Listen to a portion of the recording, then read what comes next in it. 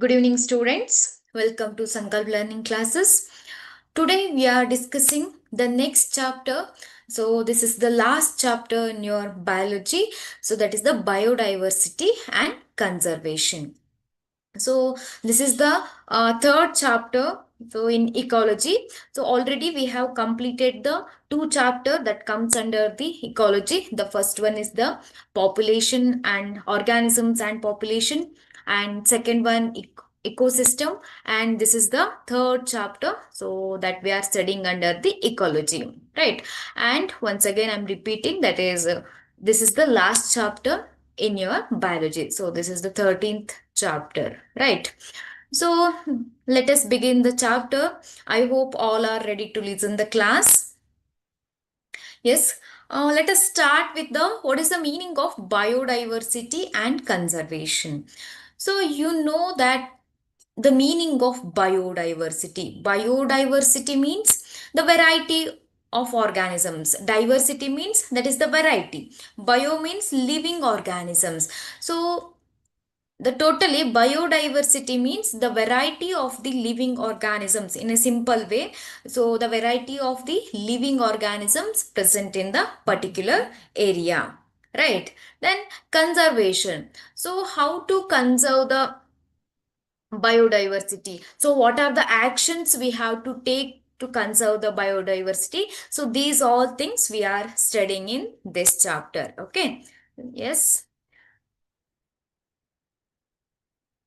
Yes, biodiversity is the diversity of biological organization ranging from cellular macromolecules to the biome. So this is the definition of the biodiversity. Edward Wilson popularized the term biodiversity. So here the scientist name is Edward Wilson, who popularized the term biodiversity. Then there are three levels of biodiversity we can observe. So we can see in our environment. The first type is the genetic diversity. So genetic level. So that is the molecular level. Diversity means variety. Okay. So in a simple meaning, what we can say, that is the variety. Different genetic varieties we can see. And the species diversity. Species means the organisms, those who are able to interbreed ಅಲ್ವಾ. So species ಬೇರೆ ಬೇರೆ species ಡೈವರ್ಸಿಟಿಯನ್ನು ನೋಡ್ಬೋದು. ನಾವು ಒಂದು particular ಏರಿಯಾನ consider ಮಾಡಿದಾಗ we can see the species diversity and ecological diversity. So different types of the ecosystems like desert and forest. So these are the different types of the diversity, ecological diversity we can see in our surrounding. Let us see this diversity in detail. The first one is the genetic diversity. So the diversity shown by a single species at a genetic level. So for example, so the single species, they show the variety in their genetic level, molecular level. For example, Rauwolfia vomitoria, so shows the, this is the plant that is called as Rauwolfia vomitoria, commonly called as some what do you say, sarpaganda something. Okay. Rauwolfia vomitoria shows the genetic variation in potency and concentration of the chemical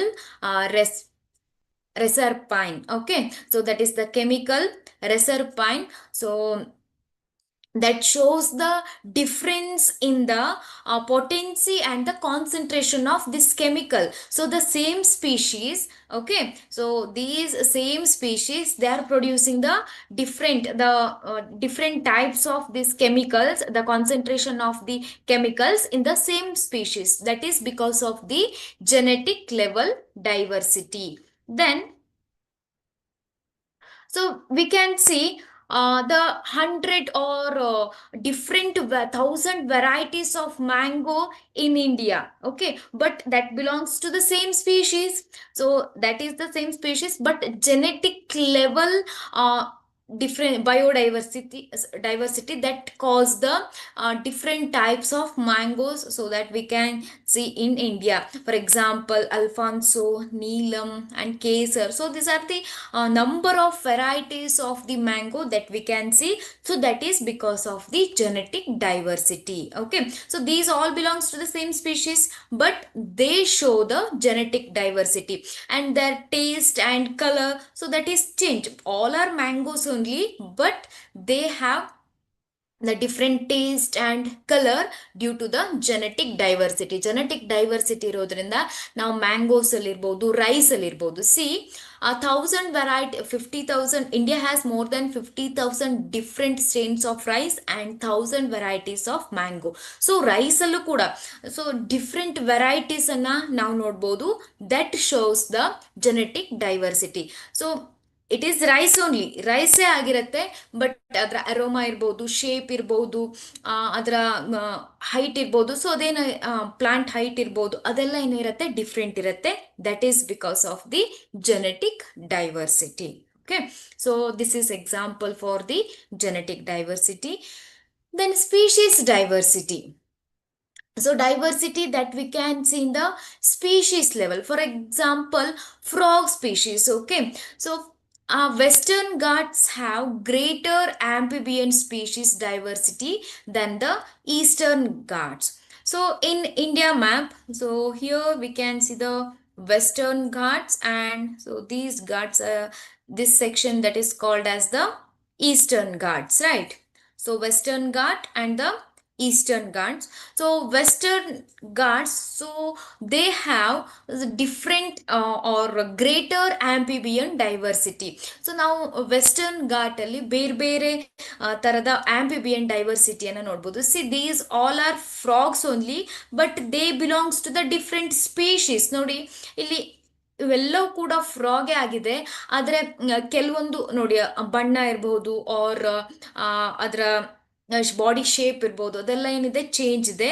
so that shows the species diversity. Okay, so this is the second type of the diversity that we can observe, that is the species level diversity. The next one, ecological diversity. Different types of ecosystems we can see. For example, diversity at the ecosystem level. So deserts, rainforest, mangroves, then wetland, coral reefs, alpine meadows. So these all are the different types of the ecosystem. Wetland ecosystem, desert ecosystem. So this is called as ecological diversity. Different types of the ecosystems that we can observe, so in our surrounding, that is called as the ecological diversity. Okay, so these are the three types of the diversity that we can observe: levels of diversity, biodiversity, genetic, species, and ecological diversity. Then what is the number of species on earth? What is the number of species on earth? So that is called as global species diversity. You know that the meaning of species, that is the different variety of organisms according to the IUCN. Okay, so in the 2004, more than 1.5 million species are described.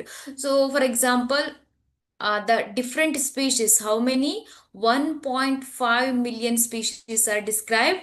According to the Robert May's global estimate, about 7 million species would have on Earth. He considered the species to be discovered in the tropics is only 22% of the total species have been recorded so far. So here already we have identified 1.5 millions of the species, but so according to the Robert May, so according to this scientist, 7 million species are there. So he considered the species to be discovered in the tropics, that is only 22% of the total species have been recorded. Only 22% recording is done, the remaining species yet to be identified. Okay, so that is the That is according to the scientist Robert May.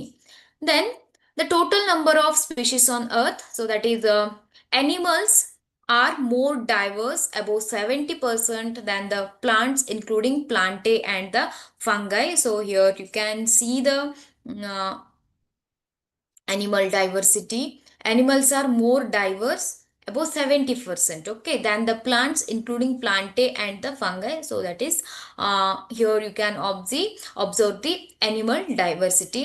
Among animals, insects are most species rich group. So insects, so they are the most in animals we can see invertebrates and vertebrates. So in invertebrates, insects are the means they belongs to the arthropoda, right? ನೀವು arthropoda ಬಗ್ಗೆ first year ಅಲ್ಲಿ ಕಲ್ತಿದ್ರಿ ಅಲ್ವಾ, which is the largest phylum ಅಂತ ಕಲ್ತಿದ್ರಿ ಅಲ್ವಾ. So animals ಅಲ್ಲಿ ನೀವು vertebrates and invertebrates ಅಂತ divide ಮಾಡ್ಕೊಂಡ್ರೆ, insects R the most rich group, around 70% of the total animals, so that belongs to the insect. And out of every 10 animals, 7 are insects. Just to imagine, out of 10, so 7 are insects, okay. Number of fungi species is more than the combined total of the species of fishes, amphibians and reptiles and mammals. Just imagine, the fungi species are, so these are the fungi, so these species are more than total species of fishes, amphibians and the mammals and reptiles. So they are more in number. So like that we can explain the diversity of these organisms. How many organisms are there? Like that we can explain. Then biodiversity in India. So so this is about the global level, right? So that is about the global level, that biodiversity in India. So what about India? India has only 2.4% of the world's land area, but 8.1% of the species diversity. Here in India, the land is very less, that is total percentage of world's land area, that is only 2.4%, but it contributes total 8% of 8.1% of species diversity. India is one of the 12 mega diversity country, nearly 45,000 species of plants and twice as many animals. So in India, we can see 45,000 types of the plant species, as well as twice animals, more animals we can see. Applying May's global estimates, India would have more than 1 lakh plant species and 3 lakh animal species. According to his estimation, India may have this much, around more than 1 lakh plant species and 3 lakh animal species are there in India. So like this, that is according to the Robert Mays.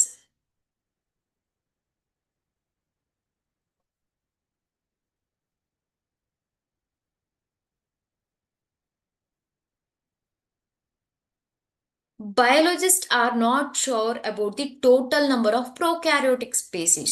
So ನಾವೀಗೇನು discuss ಮಾಡಿದ್ವಿ, the number of species diversity at the global level and India level ಅಲ್ವಾ. So ಈಗ animals ಮತ್ತೆ plants ಬಗ್ಗೆ discuss ಮಾಡಿದ್ವಿ. These all are eukaryotic organisms, but they are not sure about the prokaryotes like bacteria and all, okay. Prokaryotes means which lack the proper nucleus ಅಲ್ವಾ. ಇಲ್ಲಿ why they are not sure about the total number of prokaryote species. For example bacteria ಇಷ್ಟಿದೆ, bacteria diversity ಇಷ್ಟಿದೆ ಅಂತ ಅದರ number ಅನ್ನ ಏನ್ ಮಾಡಲಿಲ್ಲ, ಅವರು ಕೊಡ್ಲಿಲ್ಲ. Why? Because conventional taxonomic methods are not suitable for the identify the microbial species. In laboratory, many species cannot be cultured. So because of these reasons, so the biologists not sure about the total number of the prokaryotic species. So that may be bacteria or cyanobacteria, etc.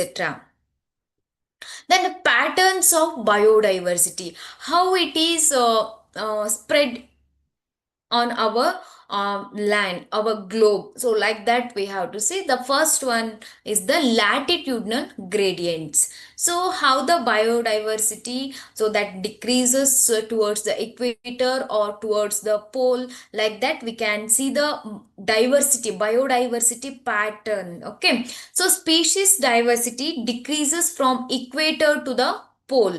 So what is the meaning of this definition? So this is the equator, sorry. So ಇದನ್ನ ನಾವು equator ಅಂತ ಕರಿತೇವೆ ಅಲ್ವಾ, ಮಧ್ಯದಲ್ಲಿ ಇರುವಂತದ್ದು ಇದನ್ನ north pole ಮತ್ತೆ south pole ಅಂತ ಕರಿತೇವೆ. ಸ್ಪೀಶೀಸ್ ಡೈವರ್ಸಿಟಿ ಎಲ್ಲಿ ಜಾಸ್ತಿ ಆಗಿದೆ?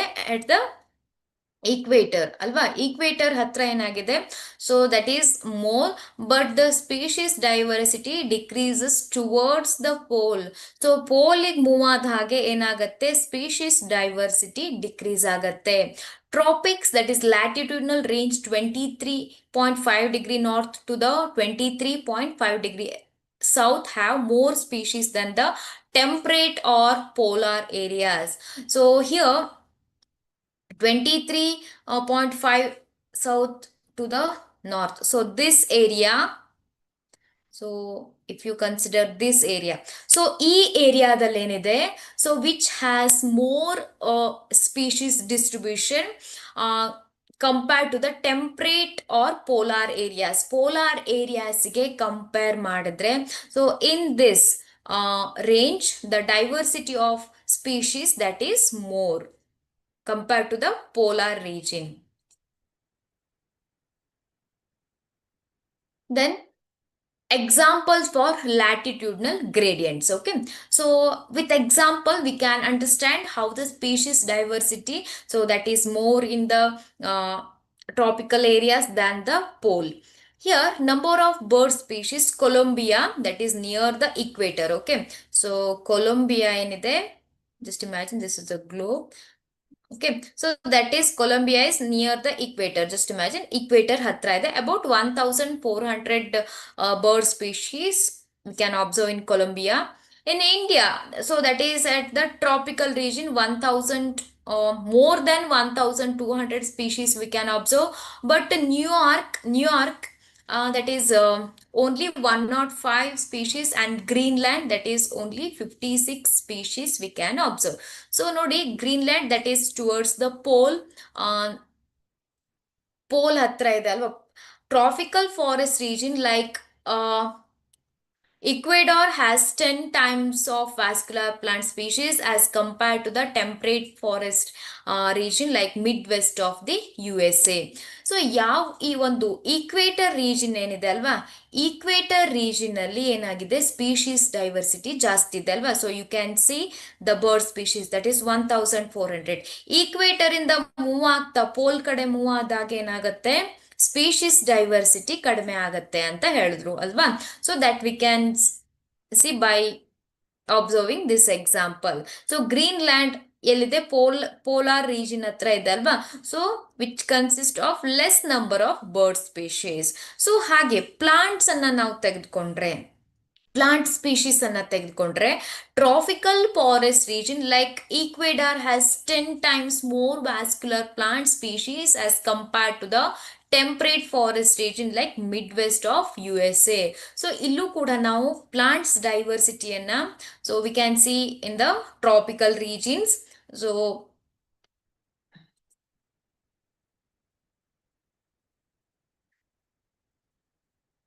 in the tropical regions we can see the more plant diversity.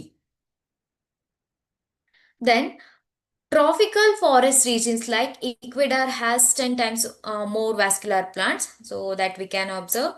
So this is the map where we can observe some places like Colombia, so and Ecuador also we can observe, so which shows the species diversity.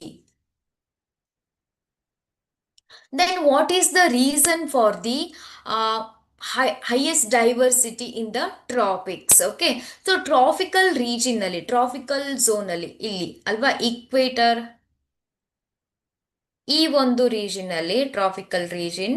So why the species, why we can observe the species richness. ಈ ಒಂದು region ಅಲ್ಲಿ ನಾವು plant species ಇರ್ಬೋದು, animal species ಇರ್ಬೋದು, ನಾವು different varieties ಅನ್ನ ನೋಡ್ಬೋದು compared to the pole.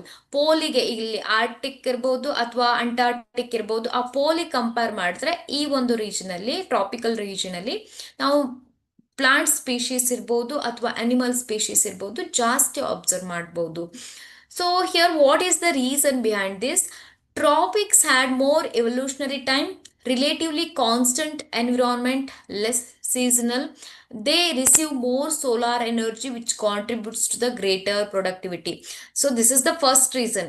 So which receives the more solar radiation compared to the polar regions. ನೋಡಿ, polar regions ಗೆ ಆಲ್ಮೋಸ್ಟ್ ಸನ್ಲೈಟ್ ಸರಿಯಾಗಿ ರೀಚೇ ಆಗೋದಿಲ್ಲ ಅಲ್ವಾ? So if the sunlight is less means the productivity is also less. So sun is the main source of energy ಅಲ್ವಾ? Then relatively constant environment. So environment ಏನಾಗಿರುತ್ತೆ, normal ಆಗಿ constant ಆಗಿರುತ್ತೆ. We can see the different seasons, but not it is too hot or too cold. So both the rain and winter season and rainy season, everything is, so that is particular in this region. So due to that reason also tropics had more evolutionary time. So these all are the reasons why the species richness is more in the tropics. Then, so there is a species, there is a topic, that is species area relationship. Means how the species they distributed, the species diversity that increases with increasing area. Now on the particular ಒಂದು ಏರಿಯಾನ ತೆಗೆದುಕೊಂಡ್ರೆ, just imagine this is the small 1 kilometer area. Okay, we can observe only 15 to 20 types of species in that 1 kilometer range. So if we increase the ಏರಿಯಾವನ್ನ ಜಾಸ್ತಿ ಮಾಡಿದ್ರೆ ನಾವು species ಅನ್ನ ಜಾಸ್ತಿ ನೋಡ್ಬೋದಾ? So that is the species area relationship. Okay,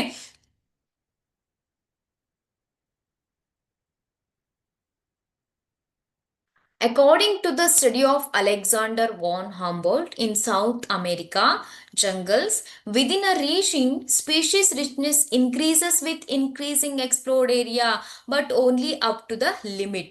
So according to this scientist, is your scientist prakara ಏನು ಅಂದ್ರೆ, so if you are increasing the area, so ನಾನು ಹೇಳ್ದೆ ಅಲ್ವಾ, so if you are increasing the area up to 10 kilometer, so if you increase this area by 10 kilometers, then you can find more species, and species richness also increases, so up to particular limit. So species richness increases with increasing explored area. Explored area ಜಾಸ್ತಿ ಆದಾಗ ಏನಾಗತ್ತೆ, species richness ಕೂಡ ಜಾಸ್ತಿ ಆಗತ್ತೆ ಅಂತ ಇವರು ಹೇಳ್ತಾರೆ. Then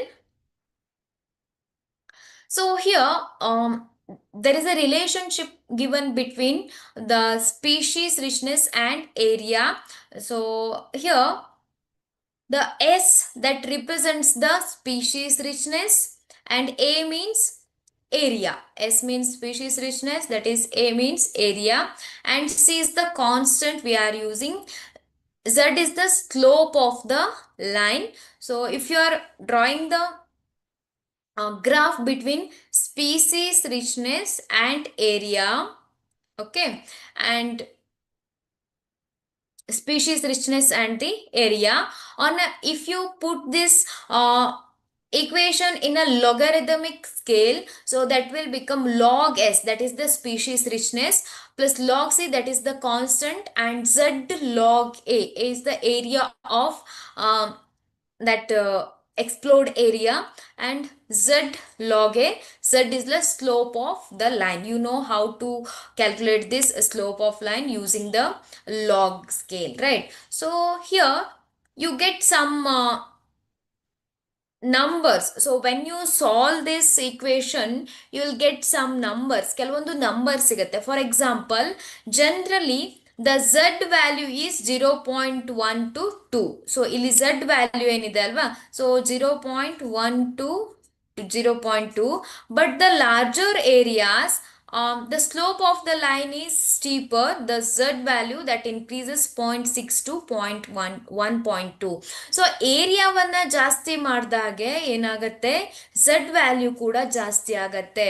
so if you consider the a particular area only, then the z value is less. If you consider entire continent or some area, so that will become um, increases. For example, frugivorous birds and mammals in the tropical forest of different continents, the z value is 1.15. So in a particular area, so 1.15 is the z value. ಇಲ್ಲಿ z value ಎಷ್ಟಿದೆ, 1.15 ಇದೆ.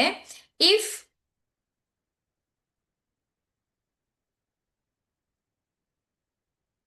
so if it is if he increases the area, so the z value also increases. Okay, so like this the equation is formed.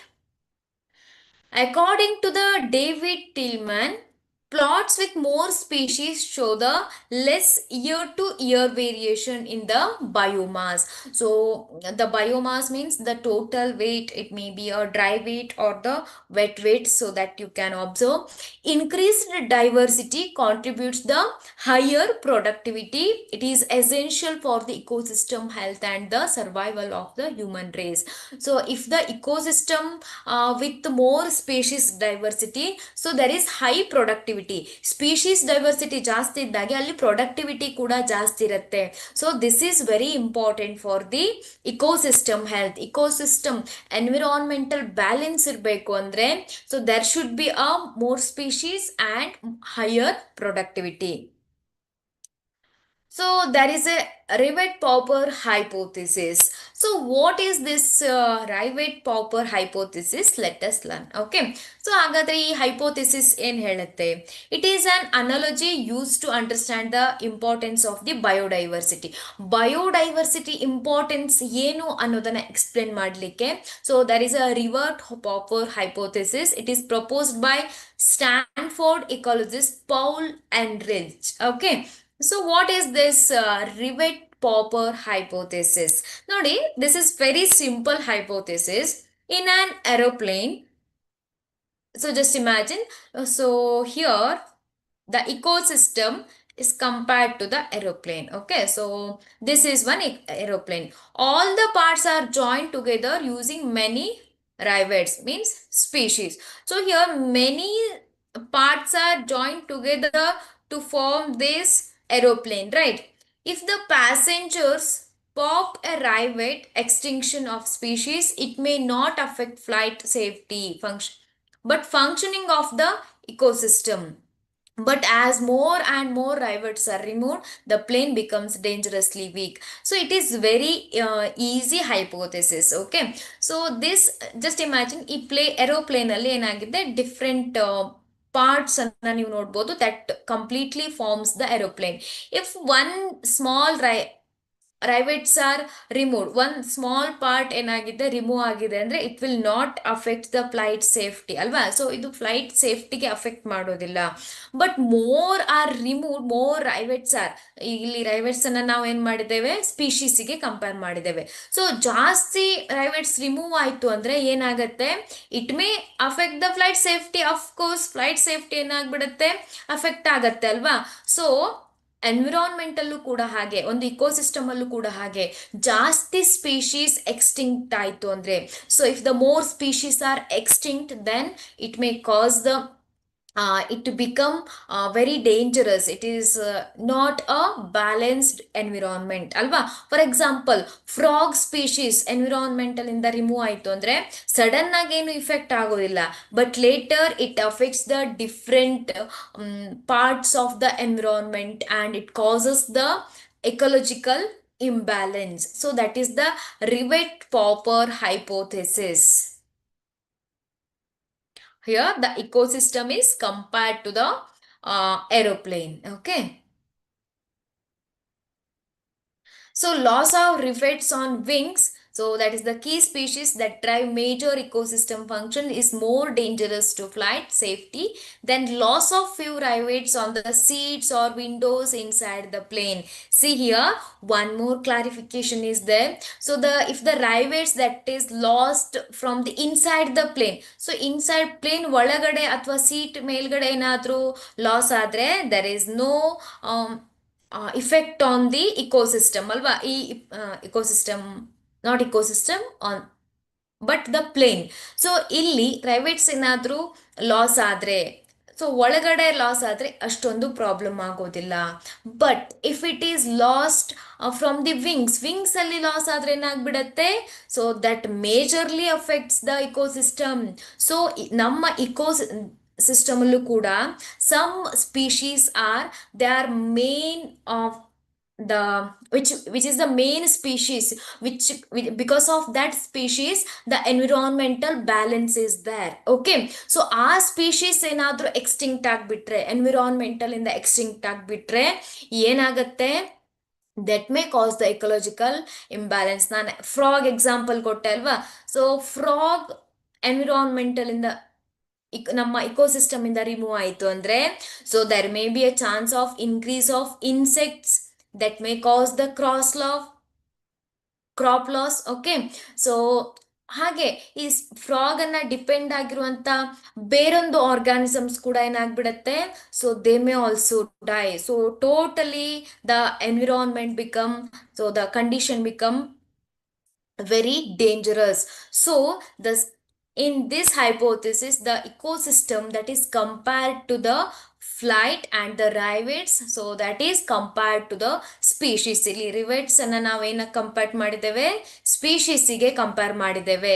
So ಈಗ ಒಂದೆರಡು species extinct ಆಯ್ತು ಅಂದ್ರೆ ಏನೋ effect ಆಗೋದಿಲ್ಲ. But the very important species remove ಆಯ್ತು ಅಂದ್ರೆ ಏನಾಗತ್ತೆ, it may affect the environmental balance. Then loss of biodiversity. So you know that due to some environmental changes or due to some effects, global warming, so that may cause the loss of the biodiversity, right? So according to the IUCN red list says that 784 species, that is 338 vertebrates, 359 invertebrates and 87 plants were extinct in the last 500 years. So this is very dangerous. ನೋಡಿ last 500 years ಅನ್ನ ತೆಗೆದುಕೊಂಡ್ರೆ, so total 784 species are extinct. So they belongs to the some vertebrates, invertebrates and the plants. For example ಇಲ್ಲಿ extinct ಆಗಿರೋ ಕೆಲವೊಂದು animals ಮತ್ತೆ ಕೆಲವೊಂದು organisms ಅನ್ನ ನೀವು ನೋಡ್ಬೋದು. ಡೋಡೋ, that is from the Mauritius. So this bird is no more, that means it is the extinct one. Okay, so we cannot see dodo nowadays. Then koga, that is from the Africa, so this animal, so that is also extincted. And thylacine, so this is the animal from the Australia, it is also extinct. Then Steller sea cow, so this we can before we observed this in Russia, but now it is the extinct one. And 3 subspecies of tiger, so Bali tiger and Javan and Caspian of tiger, so different species of tiger, so that is extinct. So these are some example for the extinct organisms, means they are not present on the earth in this time. Okay, so extinct ಆಗ್ಬಿಟ್ಟಿದೆ, ಈಗ ನಮ್ಗೆ ಆ ಒಂದು organisms ಸಿಗೋದಿಲ್ಲ. Okay, then 27 species disappeared in the last 20 years. So see how the data is, 27 different species are removed, so they are disappeared in the last 20 years. And more than 15,500 species faces the threat of extinction. So nodi more than 15,500 ಅಷ್ಟು species ಏನಾಗಿದೆ, extinct ಹತ್ರ ಇದೆ. ನೀವು ನೋಡಿರ್ಬೋದು ಕೆಲವೊಂದು zoological park ಅಲ್ಲಿ ಇರ್ಬೋದು ಅಥವಾ ಕೆಲವೊಂದು ಬೊಟಾನಿಕಲ್ ಗಾರ್ಡನ್ಸ್ ಅಲ್ಲಿ ಇರ್ಬೋದು, ಕೆಲವೊಂದು ರೇರ್ ಪ್ಲಾಂಟ್ಸ್ ಇರ್ಬೋದು, ರೇರ್ ಸ್ಪೀಶೀಸ್ ಅನ್ನ ಏನ್ ಮಾಡ್ತಾ ಇರ್ತಾರೆ ಅವ್ರು ಏನ್ ಮಾಡ್ತಾ ಇರ್ತಾರೆ ಅಲ್ವಾ. So that is because of the threat of extinction. So ಆ, ಕೆಲವೊಂದು ನಂಬರ್ ಅಷ್ಟು ಮಾತ್ರ ಇದೆ ಅದು. So that is the threat of, that is near to the extinction. So ಇನ್ನೊಂದು ಸ್ವಲ್ಪ ವರ್ಷ ಹಾಗೆ ಇದ್ರೆ ಏನಾಗ್ಬಿಡುತ್ತೆ, ಅದು ಕೂಡ ಎಕ್ಸ್ಟಿಂಕ್ಟ್ ಆಗೋ ಚಾನ್ಸಸ್ ಇದೆ. 12% of birds, 23% of mammals, 32% of amphibians, and 31% of gymnosperm species face the threat of extinction. So ಯಾವ ಕ್ಯಾಟಗರಿಯಲ್ಲಿ ಎಷ್ಟು ಒಂದು ಆರ್ಗ್ಯಾನಿಸಮ್ಸ್, ಎಷ್ಟು percentage organisms, so they R near extinction. So that we can see by using this data. ಈ ಡೇಟಾವನ್ನು ನೋಡಿದಾಗ ನಮಗೆ ಎಷ್ಟು organisms extinct ಆಗೋ ಥರ ಇದೆ ಅಂತ ನಾವು ನೋಡ್ಬೋದು. Then the current species extinction rate is 100 to 1000 times faster than the pre-human times. So human beings, human beings ಅಂದರೆ ಹ್ಯೂಮನ್ ಬೀಯಿಂಗ್ಸ್ ಇಷ್ಟೊಂದು ಅರ್ಬನೈಸೇಷನ್ ಕ್ರಿಯೇಟ್ ಮಾಡೋಕ್ಕಿಂತ ಮುಂಚೆ, so there are very less species are extincted, but now it is 1000 times faster than the pre-human times. If this is trend continues, nearly half of all the species on earth might be extinct within 100 next 100 years. So just imagine, within 100 years there may be a chance of extinct. So if this pattern continues, ಇದೇ pattern continue ಆದರೆ ಏನಾಗಬಹುದು, so there may be a chance of extinction of all the species, most of the species within next 100 years. Then what are the impacts of this loss of biodiversity? ಈಗ ಯಾವುದೋ ಒಂದು species extinct ಆಯಿತು, ಅಥವಾ ಯಾವುದೋ ಒಂದು plants extinct ಆಯಿತು. So what are the impacts? So which decline in the plant production, environmental changes such as droughts, and increased variability in ecosystem processes such as plant productivity, water use, and pest and disease cycles. ಸೊ ಈ ರೀತಿಯ ಎಲ್ಲ ಒಂದು impacts ಅನ್ನ ನಾವು ನೋಡ್ಬೋದು. Then what is the reasons for the, what are the causes for the extinction? So that is called as the evil cortex, right? So what are the causes, what are the reasons for the loss of biodiversity? So here we can see the different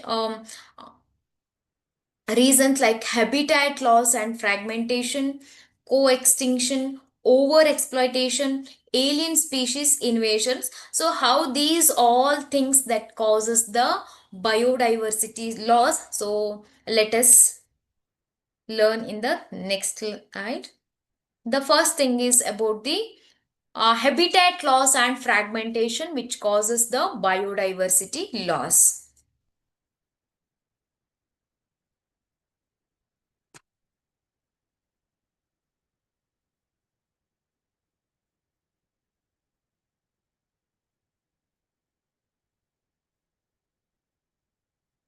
Yes, habitat.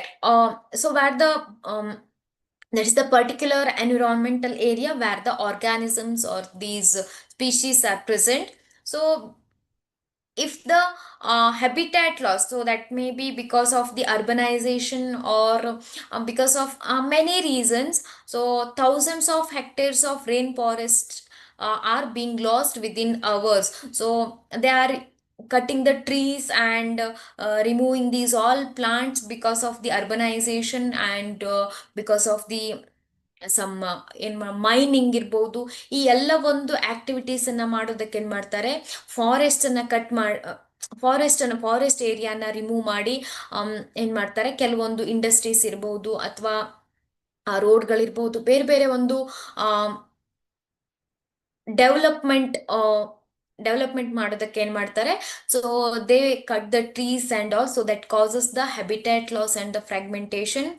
So here example, tropical rainforest loss from 14% to the 6%. So 14% rainforest ಏನಾಗಿದೆ, ಇವಾಗ 6% ಅಷ್ಟೇ forest ಇದೆ. So this is because of these different human activities are the main reason. So the Amazon rainforest is being cut for cultivating soya beans or conservation of grasslands for the cattle. So ನೋಡಿ Amazon rain forest ಅನ್ನ cut ಮಾಡಿ ಅಲ್ಲಿ soya beans ಅನ್ನ grow ಮಾಡಿದ್ರು and they make the grassland for the cattle. So these all causes the species, ಅಲ್ಲಿ ಒಂದು ಆ ಏರಿಯಾದಲ್ಲಿ ಇರುವಂಥ ಒಂದು ಸ್ಪೀಶೀಸ್ ಇರ್ಬೋದು ಅಥವಾ ಡಿಫ್ರೆಂಟ್ ಆರ್ಗ್ಯಾನಿಸಮ್ ಇರ್ಬೋದು, because of this reason they lost their habitat and they may there is a lot of chance of extinction. Fragmentation badly affects the animals requiring large territories and migratory animals. So fragmentation ಅಂದ್ರೆ ಕೆಲವೊಂದು areas ಅನ್ನ remove ಮಾಡೋದು. Particular ಒಂದು large ಏರಿಯಾದಲ್ಲಿ plants grow ಆಗ್ತಾ ಇದೆ, ಇಲ್ಲಿ large species number ಇದೆ ಅಂದ್ರೆ ಪರ್ಟಿಕ್ಯುಲರ್ ಏರಿಯಾವನ್ನ ಚೂಸ್ ಮಾಡಿ ಏನ್ ಮಾಡೋದು, ಅಲ್ಲಿ ಪ್ಲಾಂಟ್ಸ್ ಅನ್ನ ರಿಮೂವ್ ಮಾಡಿ ಬೇರೆ ಬೇರೆ ಒಂದು ಹ್ಯೂಮನ್ ಆಕ್ಟಿವಿಟೀಸ್ ಆದಾಗ ಏನಾಗುತ್ತೆ, the large species requiring the large territory they may also extinct. So this is example for the fragmentation of the habitat. So here you can see the constructed roads here. So here the some plants are removed in this area, so which is called as the fragmentation. ಅದನ್ನ fragmentation ಅಂತ ಕರೀತಾರೆ. Then over exploitation. So for example, sellers sea cow and passenger pigeon etc extinct due to the over exploitation. So over exploitation ಅಂದ್ರೆ ಏನು? So over ಆಗಿ ಅದನ್ನ capture ಮಾಡೋದು. For example Steller sea cow, ಇದನ್ನ for some purpose, for some economic purpose or some other reasons ಏನ್ ಮಾಡ್ತಾರೆ, ಅದನ್ನ ತುಂಬಾ ಸಲ ಅದನ್ನ ಹಂಟ್ ಮಾಡೋದಿರ್ಬೋದು ಅಥವಾ ಬೇರೆ ಬೇರೆ ಪರ್ಪಸ್ಸಿಗೆ ಅದನ್ನ ಓವರ್ ಎಕ್ಸ್ಪ್ಲಾಯ್ಟ್ ಮಾಡೋದಿರ್ಬೋದು. ನಾರ್ಮಲ್ ಎಕ್ಸ್ಪ್ಲಾಯ್ಟೇಷನ್ ಬೇರೆ, over exploitation, so that is beyond the limit. So these all organisms they will extinct. And alien species invasion. What is this alien species invasion? So alien species cause the decline or extinction of the indigenous species. Alien means you know that, so that is not from the particular area, right? So here just imagine these fishes are already present in the particular water bodies. If you introduce the new species, so that is from the different area in that water bodies, that this species also can cause the death of these organisms that are already present in water. So that is called as the alien species invasion. Means some alien species are introduced into a particular different environment. So here some examples are given.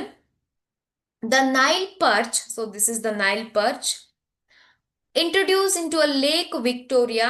So this Nile perch, so that is introduced into a lake of Victoria, caused extinction of species of cichlid fish in the lake.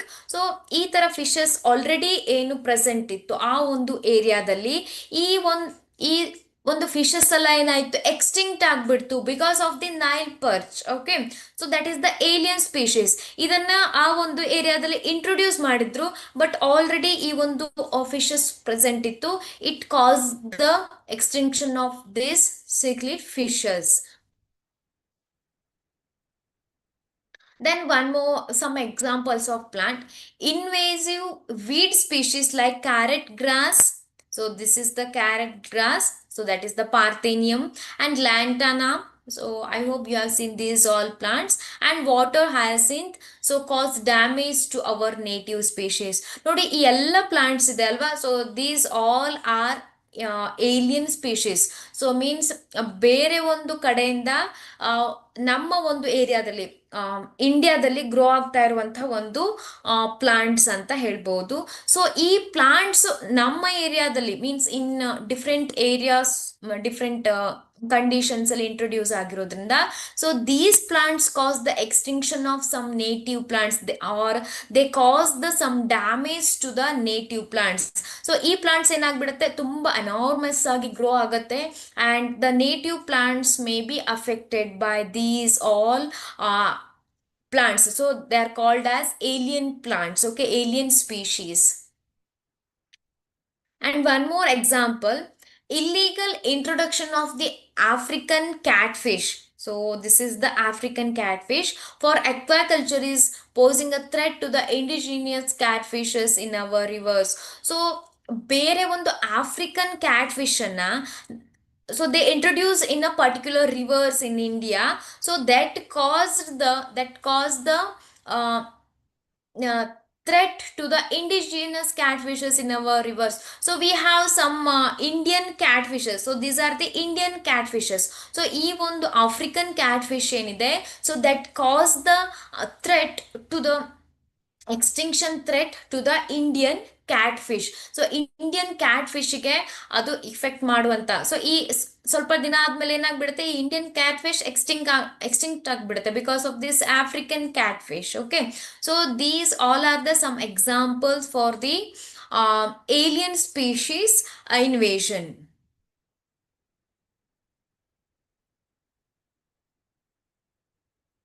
Then co-extinction. Co-extinction means if the two organisms are they are associated with each other. So if the one species extinct, then it also causes the extinction of the other species, because the one species that is depend on the other. So like that, that is the co-extinction. So when a species become extinct, the species associated with also extinct. For example, extinction of parasites when the host is extinct. ನೋಡಿ, parasites ನಿಮ್ಗೆ ಗೊತ್ತಿದೆ, they depend on the host ಒಂದು food prepare ಮಾಡಿದ್ರೆ ಆ host ಇಂದ food absorb ಮಾಡಿಕೊಂಡು parasites ಇರುತ್ತೆ ಅಲ್ವಾ, it may be ecto or endo parasite. So ಈಗ ಹೋಸ್ಟೇ ಎಕ್ಸ್ಟಿಂಕ್ಟ್ ಆಗಿಬಿಟ್ಟಿದೆ ಅಂದ್ರೆ the parasite will also extinct because they are both are associated which each other ಅಲ್ವಾ. So in co-evolved plant pollinator mutualism, extinction of one causes the extinction of other.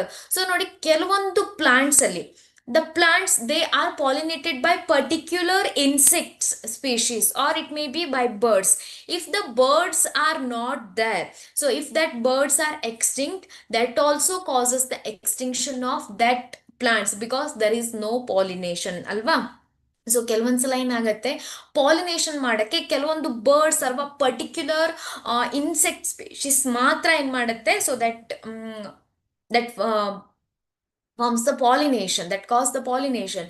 ಈಗ bird extinct ಆಗಿಬಿಟ್ಟಿದೆ ಅಂದರೆ ಇಲ್ಲಿ pollination ಮಾಡೋಕ್ಕೆ, so there is no birds, other birds are doing pollination. So there may be a chance of elimination or extinction of that associated plant or animals also. So that is called as the co-extinction. Okay, then biodiversity conservation. How we have to conserve the biodiversity and why we have to conserve the biodiversity. So now biodiversity na conserve ಮಾಡಬೇಕು ಯಾಕೆ. So you know the topic name, that is the biodiversity and conservation. We know the reasons for the loss of biodiversity, we know the richness of biodiversity, but we have to conserve that. The remaining biodiversity we have to conserve. So what is the reason behind it? ನಾವು ಯಾಕೆ ಅದನ್ನ conserve ಮಾಡಬೇಕು ಅಲ್ವಾ. So that is narrow utilitarian arguments, broad utilitarian arguments, and ethical arguments. So in narrow utilitarian arguments, human derive economic benefits from nature such as food, firewood, fiber, construction materials, industrial products, dyes, resins, etc.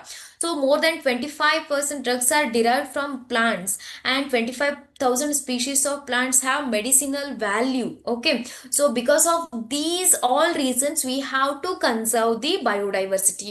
We get these all benefits from the plants and different varieties of plants. So we should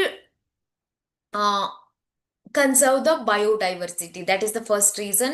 Then broad utilitarian arguments means in a broad way, if you think, if you consider a broad way, here Amazon forest that produces 20% of the total oxygen on the earth, means the oxygen that is produced by the rainforest. So That is very important to conserve this rainforest.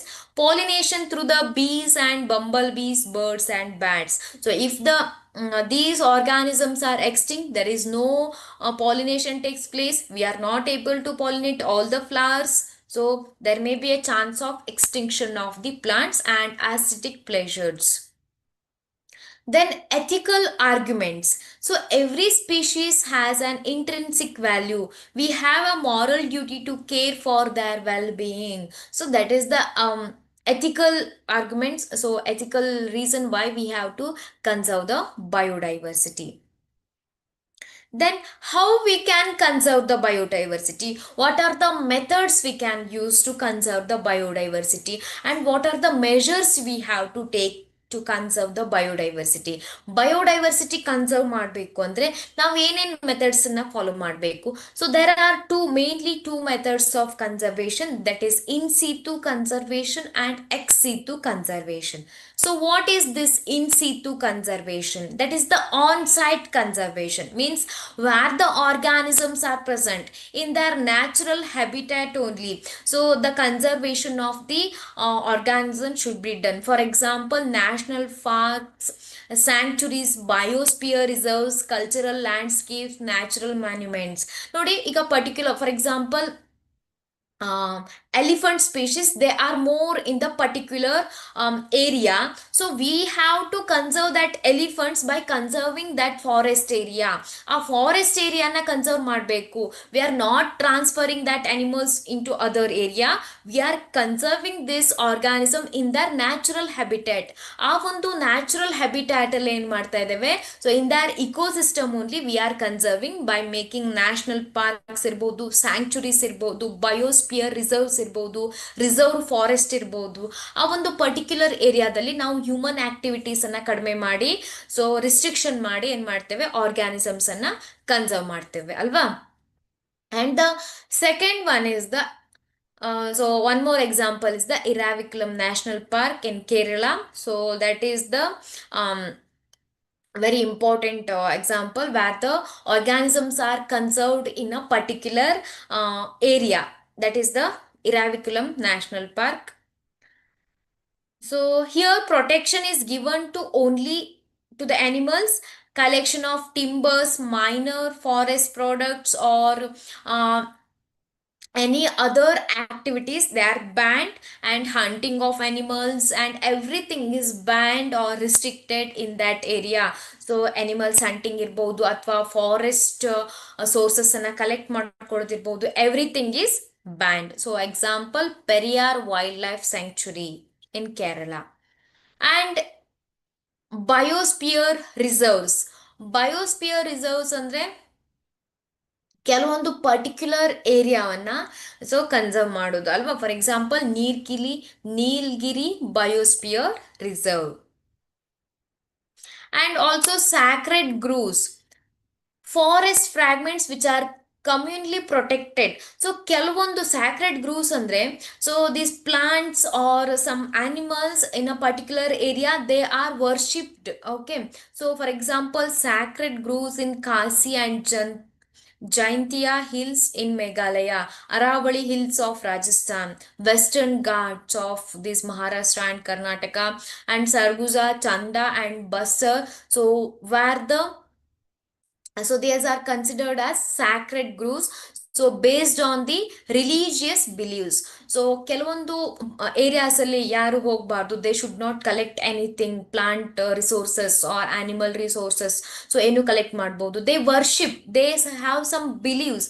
So particular communities, based on that, so the sacred groves they are protecting. So that also comes under the in situ conservation.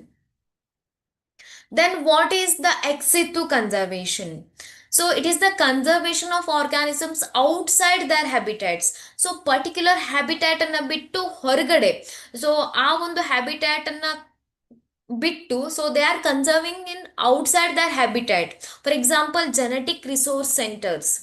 and genetic zoological parks. For example ಕೆಲವೊಂದು zoological park ಅಲ್ಲಿ foreign extinct ಹತ್ರ ಇರುವಂತ ಕೆಲವೊಂದು organisms ಅನ್ನ ತಂದು ಕೆಲವೊಂದು ಬೇರೆ ಕಡೆ ಒಂದು ಪಾರ್ಕ್ಸ್ ಅಲ್ಲಿ ಏನ್ ಮಾಡಿರ್ತಾರೆ, ಪ್ರೊಟೆಕ್ಟ್ ಮಾಡ್ತಾ ಇರ್ತಾರೆ ಅಲ್ವಾ. So zoological parks and wildlife safari parks, so these all are example for the ex situ conservation. And again, genetic resource centres, for example ಕೆಲವೊಂದು ಸೀಡ್ಸ್ ಇರ್ಬೋದು ಅಥವಾ ಜೆನೆಟಿಕ್ ಇನ್ಫಾರ್ಮೇಶನ್ಸ್ ಇರ್ಬೋದು, ಅದನ್ನ ಏನ್ ಮಾಡಿರ್ತಾರೆ, ಕನ್ಸರ್ವ್ ಮಾಡಿರ್ತಾರೆ. So botanical gardens and gene banks, cryo preservation where the seeds and some pollen grains are preserved in a particular condition. So these all are example for the biodiversity. And conservation of the hotspots. So biodiversity hotspot means where the rich diversity of species we can, or species richness we can observe. Species richness ಅನ್ನ observe ಮಾಡೋದ್ರಿಂದ, so these particular areas are conserved. For example, 34 hotspots in the world, and mainly Western Ghats, Sri Lanka and Indo-Burma Himalayas. So these all are the biodiversity hotspots. So hotspots means which contain the particular organisms in that area. ಕೆಲವೊಂದು particular organisms ಅನ್ನು ಮಾತ್ರ ನಾವಲ್ಲಿ observe ಮಾಡಬಹುದು. So conserving biodiversity hotspot, we can conserve the biodiversity.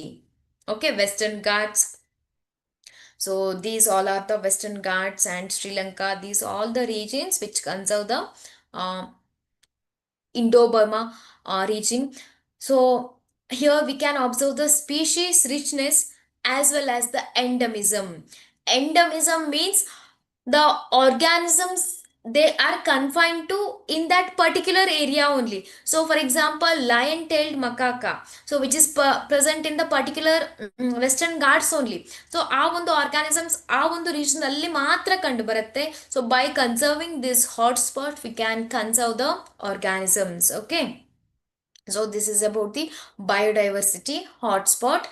And what are the international efforts for the conserving the biodiversity? So these are the different methods of conserving the biodiversity. Here, what are the international effort? So here, Earth Summit that held in Rio de Janeiro in the year 1992. So the objectives of the Earth Summit, that is the conservation of biodiversity and sustainable use of the biodiversity. We should not over exploit the biodiversity, and sharing the benefits from the genetic resources. So these all are the some objectives of that Earth Summit, and it also held in Johannesburg 2002. So here 190 countries pledged to reduce the current rate of biodiversity loss. So you know that the biodiversity, so that is getting lost like that in within 100 year we are some all the species present, they may extinct most of the species, right? So if it is continuing in this rate only, so all the countries, they pledge to conserve the biodiversity, they reduce the rate of current rate of biodiversity loss. So that is the international effort how to conserve the biodiversity. So this is the chapter. So here we finish the 13th chapter, that is the biodiversity and the conservation. I hope this class is very useful for you people. Thank you for the opportunity.